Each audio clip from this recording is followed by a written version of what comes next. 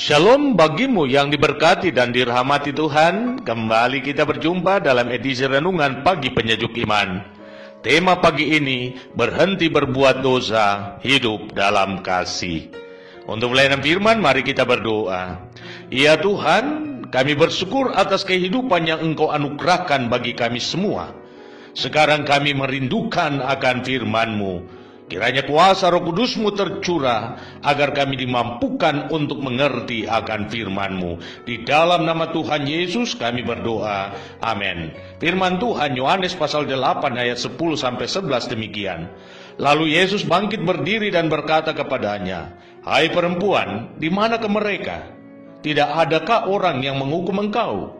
Jawabnya, "Tidak ada Tuhan." Lalu kata Yesus, "Aku pun tidak menghukum engkau. Pergilah dan jangan berbuat dosa lagi mulai dari sekarang." Saudara-saudaraku, jika kita membaca tentang tanda-tanda kedatangan Tuhan atau akhir zaman, maka kita harus sadar diri bahwa sekarang tanda-tanda itu telah diperlihatkan. Tidak akan nampak sekarang ini bahwa kini bangsa bangkit melawan bangsa, kerajaan bangkit melawan kerajaan, suku bangkit melawan suku, anak-anak bangkit melawan orang tuanya. Nampak bahwa penderitaan anak-anak Tuhan semakin meningkat. Banyak orang saling menyerahkan dan saling membenci, kedurhakaan semakin menjadi-jadi, dan kasih semakin hambar. Ya, saya mau mengatakan bahwa hari-hari ini adalah masa akhir menjelang kedatangan Tuhan yang kian mendekat. Semakin dekat, semakin meningkat dosa dan kejahatan manusia. Hal ini tak beda jauh dengan kehidupan orang-orang zaman Nuh dahulu, di mana kejahatan manusia besar di bumi, dan bahwa segala kecenderungan hatinya selalu membuahkan kejahatan semata-mata. Kejadian pasal 6 ayat 5. Dan menyaksikan hal itu, maka dicatat dalam Kejadian pasal 6 ayat 6 demikian, "Menyesallah Tuhan bahwa Ia telah menjadikan manusia di bumi, dan hal itu memilukan hatinya." Haruskah kita turut terbawa arus dunia ini dan menjadi sama dengan orang-orang dunia?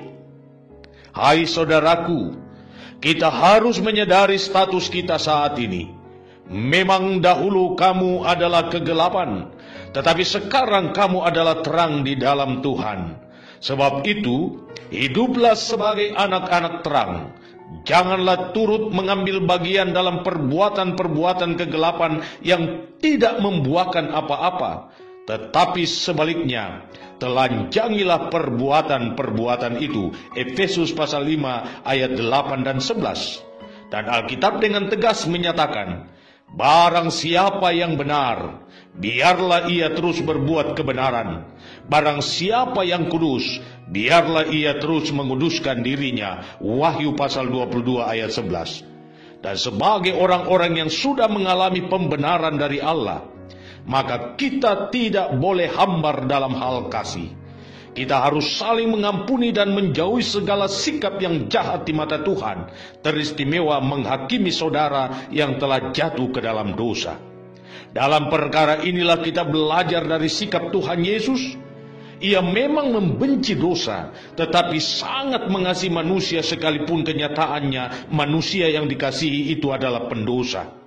Yesus tidak membenarkan perbuatan dosa perempuan itu, tetapi ia tidak mau perempuan itu terbuang karena dosa. Karena itu, ia mengulurkan tangan kasih-Nya dan memulihkan kehidupannya. Yesus sangat tegas mengatakan, "Pergilah dan jangan berbuat dosa lagi mulai dari sekarang." Jikalau tanda-tanda kedatangan Kristus sudah semakin dekat, maka saatnya kita terus menabur kasih dan pengampunan bagi semua orang yang terbelenggu oleh dosa.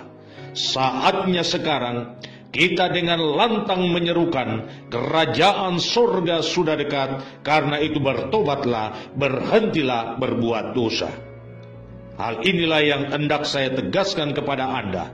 Setiap orang yang mengklaim dirinya sebagai anak-anak Tuhan, maka wajib hukumnya untuk hidup dalam karakter Allah, yakni kasih. Barang siapa berkata, ia mengasihi Allah, namun kenyataannya ia hambar dalam praktek kasih terhadap sesama, maka dia tidak lebih daripada seorang pembunuh. Selamat memaknai kehidupan imanmu. Tuhan Yesus memberkatimu.